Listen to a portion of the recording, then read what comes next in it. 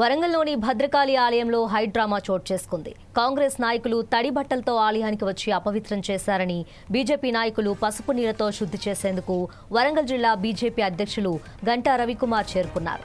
Ganta రవికుమార్ను arrest చేసే ప్రయత్నం చేయగా బీజేపీ కార్యకర్తలు అరెస్ట్ చేయకుండా అడ్డుకున్నారు. దీంతో కాసేపు పోలీసులు బీజేపీ కార్యకర్తల మధ్య తోపులాట జరగడంతో కాసేపు ఉద్రిక్తత వాతావరణం నెలకొంది. ఎట్టకేలకు రవికుమార్ను పోలీసులు అరెస్ట్ చేసి అక్కడి నుంచి తరలించారు.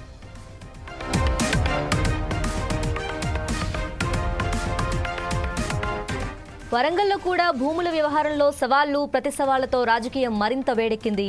భద్రకాళి ఆలయం దగ్గర ఉద్రిక్తత కొనసాగుతుంది. భూములపై బీఆర్ఎస్, కాంగ్రెస్ తడి బట్టలతో ప్రమాణాలు చేసిన క్రమంలో బీజేపీ నిరసన చేపట్టింది. ఆలయాన్ని అపవిత్రం చేశారంటూ శుద్ధి పేరుతో ఆందోళన చేపట్టింది. ఈ క్రమంలో భద్రకాళి ఆలయం వద్ద భారీగా పోలీసులు మోహరించారు.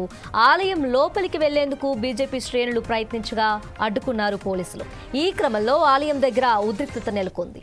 పోలీసులతో బీజేపీ కార్యకర్తలు వాగ్వాదానికి దిగడంతో బీజేపీ నాయకులు, కార్యకర్తలను అరెస్ట్ చేశారు పోలీసులు.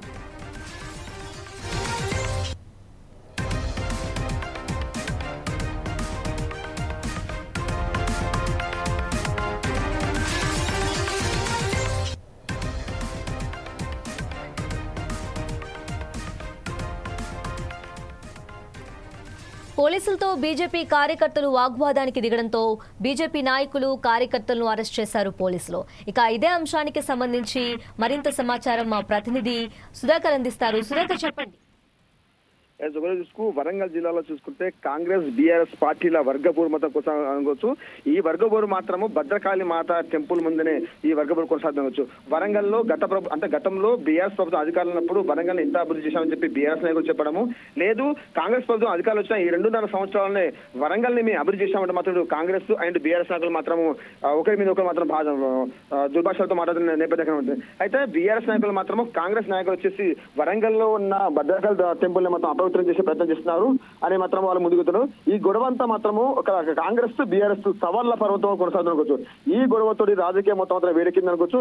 భూముల వేలంపై ఇరు పార్టీల మధ్య సవాళ్లు, అంతేకాకుండా భద్రకాళికి చెరువుకు సంబంధించిన మాత్రము పూడికచిత పనులు మాత్రం గత సంవత్సరము మా ఉమ్మడి వరంగల్ జిల్లా మధ్య పొంగులేటి శ్రీనివాసరెడ్డి ఆధ్వర్యంలో ఈ పనులు ప్రారంభించడం జరిగింది.